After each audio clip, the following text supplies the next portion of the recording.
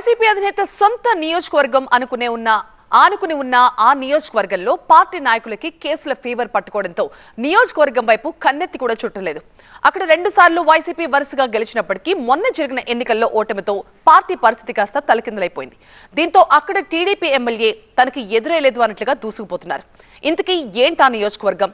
అక్కడ వైసీపీ పరిస్థితి మరీ అంత దారుణంగా ఎందుకుంది? జ్ఞాతంలో ఇన్ఛార్జ్ బత్తాలేని మాజీ ఎమ్మెల్యే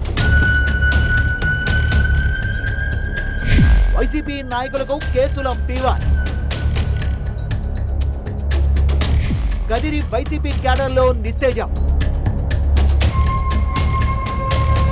2014-2019 ఎన్నికల్లో వరుసగా 2 సార్లు గెలిచి ఉమ్మడి అనంతపురం జిల్లాలోనే బలంగా ఉన్న గదిరి నియోజకవర్గంలో మొన్న జరిగిన ఎన్నికల్లో ఓటమితో వైసీపీ పేకమేడలా కూలిపోయింది. ఎన్నికల్లో ఘోర పరాజయానికి తోడు వైసీపీ ఫ్యాన్ పార్టీ నాయకులను కేసులు నీడలా వెంటాడుతున్నాయి. కదిరిలో వైసీపీ నాయకులకు కేసుల జ్వరం పట్టుకోవడంతో నియోజకవర్గం వైపు కన్నెత్తి చూడడమే మానేశారట. పార్టీ నాయకులు కేసుల భయంతో నియోజకవర్గానికి దూరం అవడంతో తమకు దిక్కు ఎవరంటూ వైసీపీ క్యాడర్ ఆవేదన చెందుతున్నారట. కదిరి వైసీపీ ఇన్ఛార్జ్ మక్బూల్ ఎన్నికల ఫలితాల తర్వాత 2 సార్లు మాత్రమే నియోజకవర్గానికి వచ్చి వెళ్లారు. భూమి రిజిస్ట్రేషన్ వ్యవహారంలో ఫోర్జరీకి పాల్పడ్డారని కూటమి ప్రభుత్వం అధికారంలోకి వచ్చాక మక్బూల్ పై కేసు నమోదైంది. దీంతో మక్బూల్ దాదాపు 3 నెలల పాటు అజ్ఞాతంలోకి వెళ్లిపోయారు. ఆ కేసులో ఇటీవలే బెయిల్ రావడంతో 3 నెలల పాటు క్యాడర్ కు కూడా కనిపించకుండా పోయిన కదిరి వైసీపీ ఇన్ఛార్జ్ మక్బూల్ ఈ నెల 13న జరిగిన వైసీపీ పోరుబాట కార్యక్రమంలో మళ్లీ ప్రత్యక్షమయ్యారు.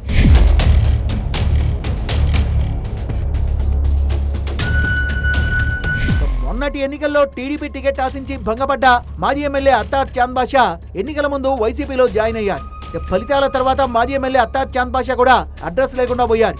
కదిరిలో నకిలీ ఇళ్ల పట్టాల తయారీ కేసులో కొంతమంది వైసీపీ కార్యకర్తలతో పాటు మాజీ ఎమ్మెల్యే అత్తార్ చాంద్ బాషాపై కూడా కేసు నమోదు కావడంతో ఆయన కూడా కదిరిలో కనిపించడం లేదట. 2019 ఎన్నికల్లో వైసీపీ నుంచి ఎమ్మెల్యేగా గెలిచిన సిద్ధారెడ్డి 2024 ఎన్నికల్లో టికెట్ రాకపోవడంతో ఎన్నికలకు ముందే పూర్తిగా సైలెంట్ అయిపోయారు. సైలెంట్ గా ఉన్న సిద్ధారెడ్డిని వైసీపీ అధిష్టానం పార్టీ వ్యతిరేక కార్యకలాపాలకు పాల్పడ్డారని పార్టీ నుంచి సస్పెండ్ చేసింది. దీంతో టికెట్ రాకపోవడంతో సైలెంట్ అయిపోయిన సిద్ధారెడ్డిని వైసీపీ వదులుకుంటే ఎన్నికల ముందు పార్టీలో చేరిన మాజీ ఎమ్మెల్యే అత్తర్ చాంద్ బాషా కేసుల భయంతో పత్తా లేకుండా పోయారు.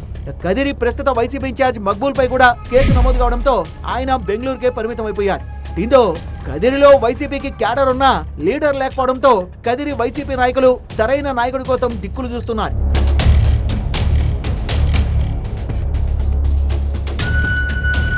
కదిరి నియోజకవర్గంలో వైసీపీ పూర్తిగా సైలెంట్ మోడ్ లోకి వెళ్లిపోవడంతో టీడీపీ ఎమ్మెల్యే కందికుంట వెంకటప్రసాద్ కు నియోజకవర్గంలో ఎదురే లేకుండా పోయిందట. కదిరిలో తనను విమర్శించే నాయకుడు కాదు కదా, తనకు ఎదురు నిలబడే నాయకుడే లేకపోవడంతో కదిరి ఎమ్మెల్యే కందికుంట వెంకటప్రసాద్ నియోజకవర్గ అభివృద్ధిపై దృష్టి పెట్టారట.